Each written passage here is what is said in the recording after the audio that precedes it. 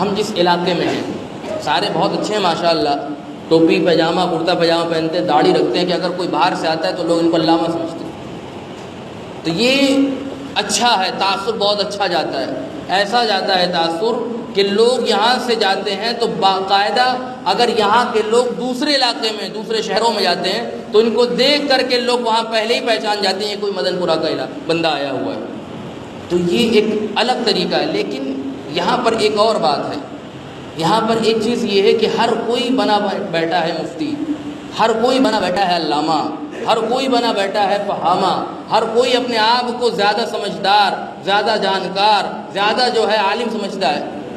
تو بات کیا ہے، اگر صلاح الدین ایوبی نے یہ جملہ کہا تھا، وقت وصال کہا تھا کہ اگر مسلمان کی ٹانگ نہ کھینچیں تو پورے عالم دنیا میں تمام خطے مشرق و مغرب شمال و جنوب ہر جگہ اسلام کا پرچم لہرائے گا۔ لیکن حالت یہ ہے کہ ہمارا مسلمان بھائی اپنے مسلمان بھائی کے پیر کھینچ رہا ہے، حالت یہ ہے کہ ایک دوسرے کی ٹانگ کھینچ رہے ہیں، ایک دوسرے سے لڑتے پھرتے ہیں۔ ابھی مسجد میں کوئی معاملہ ہو جائے، کسی کو من کرے پنکھا مارنے کا، کسی کا من کرے پنکھا بند کرنے کا، اس میں لڑائیاں ہو جائیں گی۔ صبر نام کی چیز ہمارے اندر نہیں ہے، ہمارے اندر اور وہ جو ہے وہ چیز نہیں ہے جو ایک بندے کے اندر ہونی چاہیے کہ اگر جس طرح سے ایک جنگ کا معاملہ ہوا تھا کہ شہید ہونے کے قریب صحابہ تھے، پیاس کی شدت محسوس ہوئی، کسی نے پانی طلب کیا تو جب پانی لایا گیا کہا کہ مجھ سے زیادہ میرے بھائی جو آگے جو ہے میدان جو ہے جہاد میں وہ موجود ہیں، ان کو زیادہ پانی کی ضرورت ہے، ان کے پاس لے جاؤ۔ تو جب دوسرے کے پاس لے جایا گیا انہوں نے کہا تیسرے کے پاس لے جاؤ، اس کو زیادہ ضرورت ہے۔ اسی طرح 7 افراد تک وہ پانی پہنچ گیا، تو جب لوٹایا گیا 7ویں نے کہا جاؤ اس کے پاس جاؤ، اس کو زیادہ ضرورت ہے پانی کی۔ جب پہلے کے پاس لایا گیا تو وہ پہلا شہید ہو چکا تھا، دوسرے کے پاس لایا گیا دوسرا شہید ہو چکا تھا۔ ایثار اور قربانی دینے کا جذبہ جو ہونا چاہیے وہ ہم میں نہیں ہے، وہ ہم میں نہیں ہے۔ میں بڑی ذمہ داری سے کہتا ہوں، اگر آپ مسجد میں گھر میں اگرچہ اے سی نہیں ہے، مسجد میں اے سی بند ہے تو لوگ گرمی محسوس ہو رہی ہے، سجدہ نہیں ہوگا، نماز میں من نہیں لگے گا، دل نہیں لگے گا۔ حتیٰ کہ میں نے دیکھا ہے زبان درازی کرتے ہوئے مسجد میں لوگوں کو آپس میں گریباں دست و گریباں ہوتے ہوئے۔ پچھلے سال کا ایک ایسی واقعہ بتا دوں، یہ بیٹھے ہوئے ہیں بابا فرید علی رحمت و رضوان جو سونار پورہ میں واقع ہیں، جو مدفون ہیں، ان کے یہاں کا عرس تھا اور بندہ ناچیز کی تقریر تھی۔ اس میں یہ بات ہوئی کہ شیرنی جو تقسیم ہوگی وہ مسجد میں نہیں باہر ہوگی تاکہ شور و غل نہ ہو جائے، تاکہ ہلہ گلہ نہ ہو جائے، مسجد کا احترام اور ادب برقرار رہے۔ فوراً ایک شخص اٹھے اور کہا تمہاری ہمت کیسے ہوئی، جمعہ 8 دن ہوا ہے تم حصہ بانٹتے ہوئے ہمیں سکھاؤ گے مسجد کے باہر جاؤ۔ اللہ اکبر، یہ معاملہ ہوا۔ میں نے کہا خاموش رہیے، مسجد ہے، اللہ کا گھر ہے۔ تو یہ چیزیں ایسی ہے، بندہ اپنے اندر جذبہ نہیں رکھتا کہ صبر کروں، میں ایثار کروں، میں دوسروں کو زیادہ ترجیح دوں، مجھے اگر زیادہ ضرورت ہے تو میں دیکھوں کہ مجھ سے زیادہ کون ضرورت مند ہے، میں اس کو دے دوں۔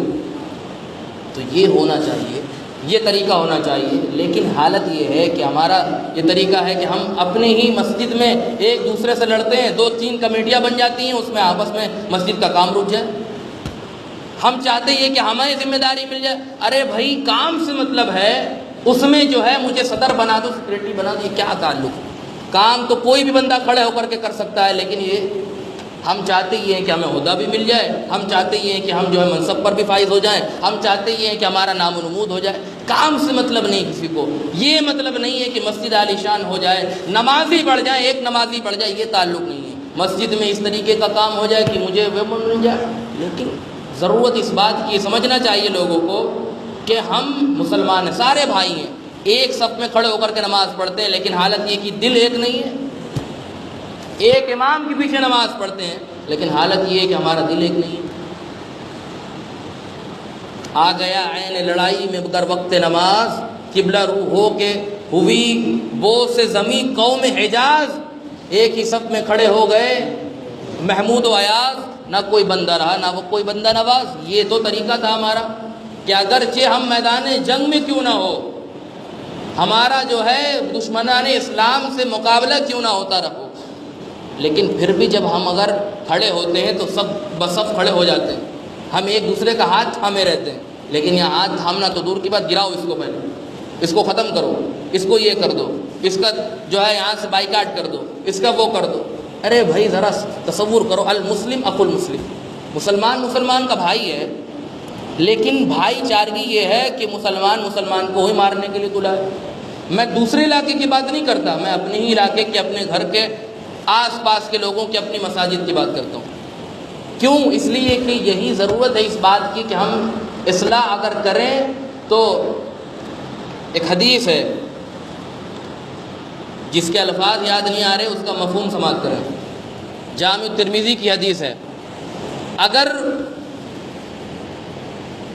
علاقے میں برائیاں پھیلی ہوں، علاقے میں برائیاں پھیلی ہوں اور اس میں کوئی کھڑا نہ ہو برائیوں کے خلاف بولنے والا، آپ کہیں گے کہ ارے مولانا کو کیا ضرورت ہے بولنے کی، یہ سب میں بتاؤں آپ کو۔ رب تبارک و تعالیٰ کی ایک محبوب صلی اللہ علیہ وسلم کی حدیث قدسی ہے کہ جس میں رب خود فرماتا ہے اپنے محبوب سے، اے محبوب صلی اللہ علیہ وسلم، جس بستی میں اللہ کی نافرمانیاں ہوتی ہیں اس بستی کو جبریل کی طرف اللہ وحی کرتا ہے، الٹ دو، زمین لے جاؤ، اٹھا کر کے پلٹ دو اس کو، اس بستی کو۔ تو جب یہ حکم ہوتا ہے، ذرا تصور کرنا اس کو، جب یہ حکم ہوتا ہے کہ اس بستی کو اٹھا کر کے پلٹ دو، تو جبریل امین کہتے ہیں یا اللہ فلاں بستی کے بارے میں تیرا یہ حکم ہے، عاجزی طور پر کہتے ہیں یا اللہ اس بستی میں تو فلاں متقی بندہ بھی ہے، فلاں پرہیزگار بندہ بھی ہے، فلاں تو ایسا ہے جس کی نماز تہجد اس کی زندگی میں کبھی چھوٹی نہیں، فلاں تو یہ ہے کہ جس کے سنتیں غیر موقدہ بھی نہیں چھوٹی، یا اللہ تو اس بستی کو تحقیق کرنے کی بات کر رہا ہے۔ تو رب کہہ رہا ہے جبریل سے کہ بستی کو اٹھانا تو پہلے اس متقی پر پلٹ کے مارنا، کہ میری ماں نافرمانیاں ہو رہی تھی، میری جو ہے تقدس کو پامال کیا جا رہا تھا، میرے گھر کی توہین کی جا رہی تھی، یہ اپنا تقوی بچا کر کے رکھا تھا، کیا کام ہے تقوی کا بچا کر؟ تو اللہ جبریل سے کہتا ہے پہلے اس متقی پر پلٹنا اس بستی کو، بعد میں دوسرے پر پلٹنا۔ تو اللہ کے نبی صلی اللہ علیہ وسلم نے یہ حدیث بیان کی۔ ضرورت اس بات کی ہے کہ ہم ایک دوسرے کا ہاتھ پکڑ کر کے اپنے مسلک، اپنے جو ہے عقائد کا حفاظت کرتے ہوئے اپنے لوگوں کو آگے بڑھائیں۔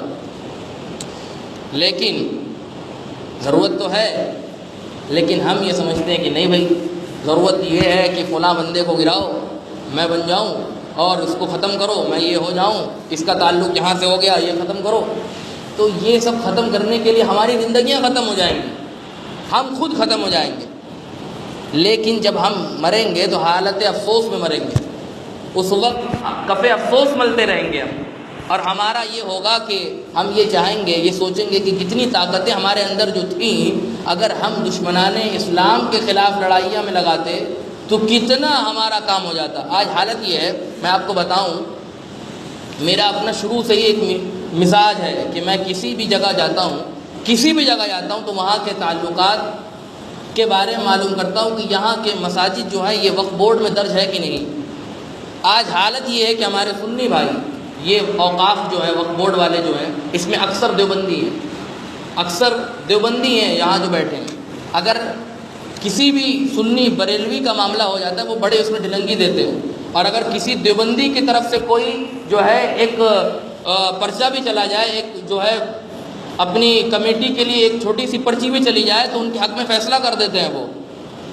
لیکن آپ دیکھیں کہ جب یہ معاملات ہیں، لیکن پھر بھی ہم یہ چاہتے ہیں کہ ارے ہم دونوں لڑ جائیں، تیسرا کوئی آئے جو دیوبندی ہو وہ اپنی عرضی داخل کر دے، اس کا کام ہو جائے، تو ہماری مسجد ہمارے ہاتھ میں رہیں گے۔ ابھی مسجد بغل میں دیکھ لو نا، یہ چلی گئی، یہ ہماری مسجد تھی، یہ چلی گئی۔ ادھر دیکھ لو، وہ بڑی مسجد تھی، آج بھی گواہی دے رہی ہے کہ میں سنی بریلوی کی تھی، اس میں 1 سے لے کر کے 12 ربیع الاول شریف تک میلاد شریف ہوتی اس میں، اور ہمارے خطبے بنارس سے جو ہے پیارے میاں صاحب قبلہ آتے ہیں، اس میں 10 محرم الحرام کو تقریر کرتے ہیں۔ یہ کیا ہے؟ یہ گواہی دے رہی کہ میں سنی بریلوی کیوں ہوں، لیکن تمہارے اندر ہمت نہیں کہ لے سکو۔ وہ مسجد چلی گئی، کیوں گئی مسجد، کیسے گئی؟ اس کے علاوہ دیکھ لو، ادھر ریوڑی تالاب میں ایک مسجد ہے، وہ بھی چلی گئی۔ اسی طرح کئی مساجد ہیں جو ان کے نشانے پر ہیں، جو چلی جائیں گی اور ہم کفِ افسوس ملتے رہیں گے۔ ابھی ایک جگہ میں گیا، وہاں ایک مسجد کا معاملہ تھا، اس میں کمیشن دینا ہوتا ہے، اس میں جو ہے یہ ہوتا ہے کہ آپ جتنا زیادہ پیسہ دیں گے آپ کا کام زیادہ ہو جائے گا۔ تو بریلویوں کی طرف سے پیسہ نہیں دیا گیا اور دیوبندیوں کی طرف سے بھر کر کے پیسہ دیا گیا، وہ مسجد چلی گئی۔ آپ دیہات میں نکلیں، آپ جو ہے اپنے شہر سے ہٹ کر کے دیکھیں، کیا ان کی ذمہ داری ہم پر نہیں؟ ان کی ذمہ داری، ان مساجدوں کی ذمہ داری ہمارے اوپر نہیں؟ ہم یہاں سے اپنی زکوٰۃ کو دور دور تک بھیجتے ہیں، تو جو اپنے اطراف کی مساجد ہیں، مدارس ہیں، ان کو ساتھ لے کر کے چلنے کا حق ہم پر نہیں ہے نا؟ تو جب ہم یہ دیکھیں گے، یہ تعلقات رکھیں گے کہ فلاں مسجد میں کون ہے، فلاں میں کون ہے، تبھی نہ آگے بڑھیں گے۔ اسی طرح اگر مساجدیں چلی جائیں گی، مدارسیں چلے جائیں گے، تو ہم کہاں جائیں گے؟ روڈ پہ نماز پڑھیں گے؟ نئی مسجد تو بننا بہت دور کی بات ہے۔ آج کے زمانے میں، اس ظالم حکومت کے دور میں، نئی مسجد خرید اور اپنی زمین وقف کر کے مسجد میں اس کو کنورٹ کر دینا بہت بڑی بات ہے یہ۔ اور پہلے کا زمانہ نہیں تھا کہ لوگ اپنی زمین جو ہے اسی طرح وقف کر دیتے، قبرستان میں، مدارس میں، مساجد میں۔ آج تھوڑی تھوڑی زمین کے لیے لوگ لڑتے ہیں۔ تو جو ہے اسی کو مل کر کے ہم چلائیں، اسی کو مل کر کے متحد ہو کر کے ہم ایک ساتھ مل کر کے اس کو آگے بڑھائیں، اس میں جو ضرورت ہے اس کو کام کریں۔ رب تبارک و تعالی ہم سب کو متحد بنائے، ایک بنائے۔ ویسے موضوع تو میرا کچھ اور تھا، ایک حدیث تھی وہ بیان کرنا تھا، لیکن بات کہیں سے کہیں نکل گئی۔ اللہ تبارک و تعالی ہم سب کو متحد بنائے، ہم سب کو ایک بنائے، اور مسلک حق اہل سنت و جماعت کا مل جل کر کے کام کرنے کی توفیق عطا فرمائے، اسی مسلک پر جینے کی توفیق عطا فرمائے، اور اسی مسلک پر ہم سب کو موت نصیب فرمائے۔ وآخر دعوانا الحمدللہ رب العالمین۔ سنت پڑھ لیں آپ بہرحال۔